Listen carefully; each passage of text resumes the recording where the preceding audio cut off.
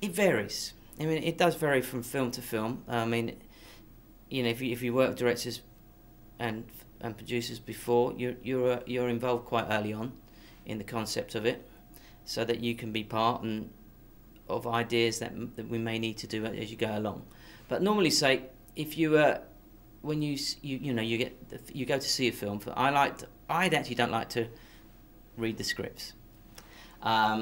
In films that I mean, if I have to read a script or to know what's about, I get someone else to read it and give me point notes of what it's about, but not fully, because from my point of view, this is it's individual to me. Is that I like to see a piece of a cut of the film, but a very early cut of the film, and have an instant reaction within me to the way. So I get an honest reaction about sound design, because that's what I'm brought on for, is to have my input into the film, not to. I don't think if I'm hindered with too many things, people telling me to do this, it narrows your field of thought. And I like to go in looking at it and get and straight away. I mean, I'm lucky that I can get a feel vibe to what we're going to do, and I have an instant reaction to it of what's needed, in my opinion. And so that's my first point. And then, I mean, you look at the film then, and you look at the style of film, and then I look at the style.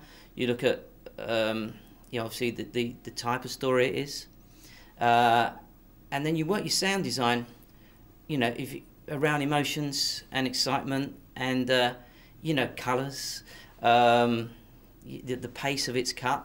I think all these things, the sound you have to take into account, because basically, the director, from my point of view, the way it looks and the pace it's cut and the colours it are sort of dictates the way to me the way the sound should go, because it's not just an oral thing sound, it's the way it feels with the picture. And I think a lot of people, you feel the sense of the sound more than you hear it, because you're not really with all the dialogue going on, so you're focusing, but you're feeling the emotion of what the sound can do for you. So I mean, that's the way I start to look at it, and then basically once you've got that feel, then you sort of break down how you're gonna create this that you've put in your mind. That's very difficult sometimes, and how you're going to break it down and achieve these elements. Obviously talking with the director, he may have ideas. I mean, a lot of them love that next process to bring. They want the next level all the time. So. I mean, it's just that it's obviously the genre of film dictates something, and then you have to try and figure out what to give it an individual style to that particular movie. I mean, I don't like to do any film the same. Everything's got to be unique to me, and then you figure out how you're going to. I like to shoot everything as much as we can, design new sounds for it. I don't like to use any library sounds. So, and then that becomes a problem of how you're going to get these sounds that you've thought up, which is very difficult sometimes, because you shoot yourself in the foot sometimes, because you've got these great ideas, and then you've got to try and figure a way of trying to get them. And obviously it's not just, as a sound designer myself, that doesn't just fall on me, because you have people with you on the team that work with you as well. And so then you involve them in it, and and then the process starts.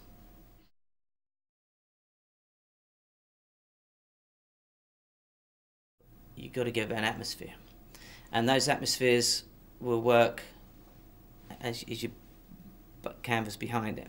And the way we do it, I do it in trying to do it in what's in the back, and gradually get atmospheres, sort of things that are closer, and the atmosphere is made very discreet, so that an atmosphere isn't just made up of a sound that's shot. It's made up of lots of individual elements that are placed in different areas to create a cinema atmosphere, if you like, that has discrete movement within it, that you would pick up if you're out walking, because you would move and it would literally move with you. But if you just record a stereo track, this sits there really, and if you move, you can't move it. And so we try and build it, because obviously the cinemas with the systems and all the speakers around you.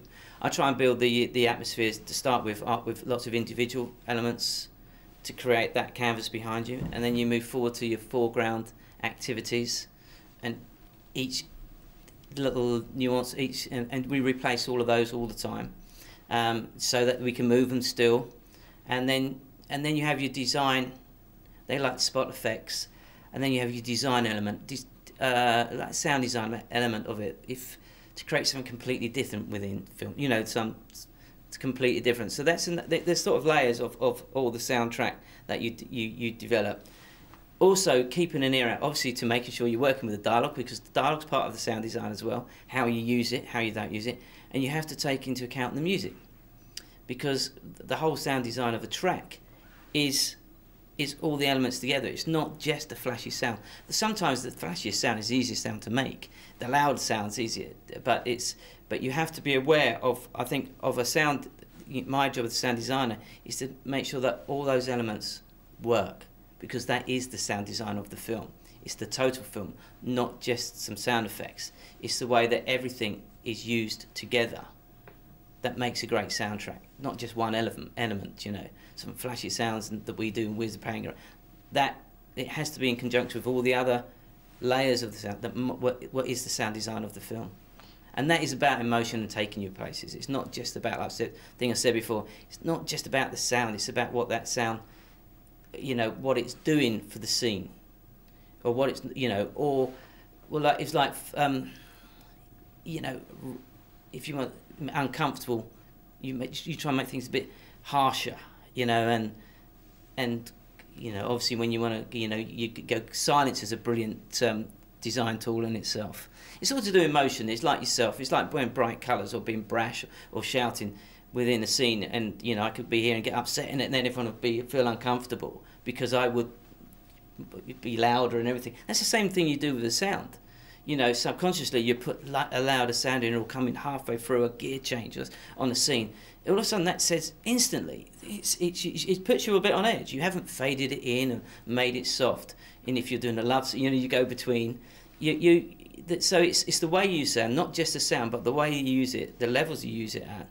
And sometimes you try and get really raw, dirty sounds, you know, that aren't perfect, because that will then put you in a you know, if you're going to a rough area, you're really trying to get some stuff that isn't great, you know, to try and get that feel of that area to you, you know. So it's the emotions of everybody. It takes you where you go with it, and there's a lot more to it, you know, that of trying you know, I mean, it's all about the storytelling of it, and getting you there, or bringing you up and bringing you down with sound, or making you feel really uncomfortable, making you feel great, making you feel wow, and things like that, because you can, because, you know, if you're going quiet, you know, you whip something across the back, everyone jumps up, or you hit the centre speaker with the sub, and everyone's stomach goes in. It's, you know, it's telling you, it's helping wherever you're doing with it. So that all those sort of elements are all part of the sound design, the way you do it.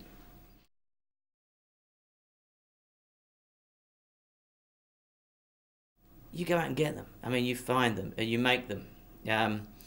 You make them. I mean, we did the film called The Golden Compass once, and the snow elements. That we went everywhere to find bears, and we got recordists in different countries. We got hold of some woman up in Alaska who just, that's what she did. And the internet's a great thing. You search people that just have hobbies, or you go out to places. We actually went up into the mountains. One of the guys went and shot all the snow footsteps live, so they're real snow. And then when they fitted them, you know, for you go out and you go and record all these animals, all the animals in there that made. You go out and you find where they are, and, you know, phone, give a bit of money, go and record them all. You go and record the winds up in mountains, record between doors. You go to old houses. You go everywhere, you know, and try and record everything you can, you know. And I mean, and then you make each like the sound on a film. It's not just one sound. It's layers and layers of sounds. And it's like the bears. Those bears were sort of were bears. They were walruses, and they were lions, and everything all put together, you know, part camel, you know, because you're the thing with film is that it's always bigger than the real thing is, you know, and it has a lot more elements, and you always want to keep changing it so that it's interesting. So you need thousands of elements to make it a good soundtrack, and then you blend them to make the sound that then and then you edit it, and that it's so tight and so convincing to the image that the audience just believe that's what it is.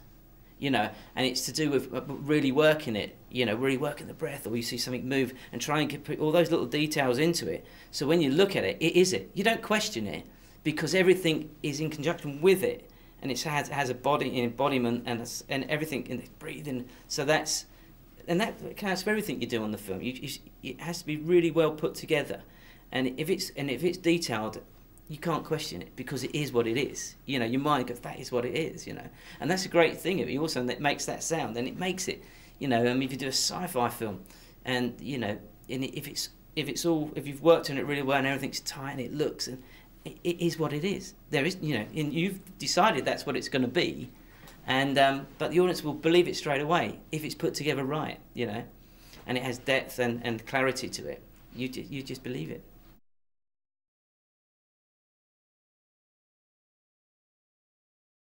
When I was talking today, the whole thing is energy, life. India is full of life, and basically that was our sound talk. That was it. You know what I mean? It's alive. It's just vibrant. It's just there. So basically, what we had to do with that film, because it was shot out there and it's noisy, but the noise that was with the dialogue we didn't really want because it was static behind there. So basically, what we tried to do is just keep the dialogue only, and strip out everything else we could, so that we just had a very bare dialogue track. And the reason we wanted that is because we wanted to push the track, because obviously it was in Hindi. You had to make sure that it was up there, that you know, because it's difficult to understand a little bit, you didn't want, you know, you want to make sure it's there. But we wanted to keep as much of the original as we could. So we stripped out nearly everything that we could from the extraneous noises, just to try and create one clean dialogue track as we could. And then we set about to build India in a way that we could actually manipulate ourselves. So we could move every sound, and we can have it, everything within that film you hear is individual. So when you see it, everything moves from left to right and goes around the room. And that was the purpose, because we just wanted to make it lots and lots of depth to it, and intoxicating, sort of really, really vibrant, and it was quite loud and mad in places.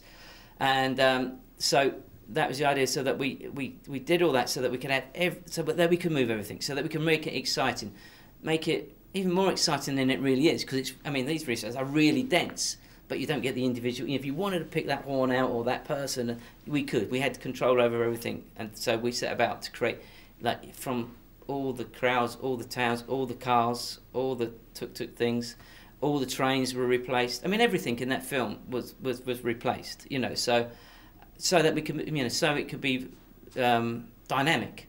The film had to be dynamic because it looked bright. So we wanted, and I knew the music was going to be bold. So we had this sort of like mission to make it a very vibrant, you know, full film. You know, it just was alive all the way.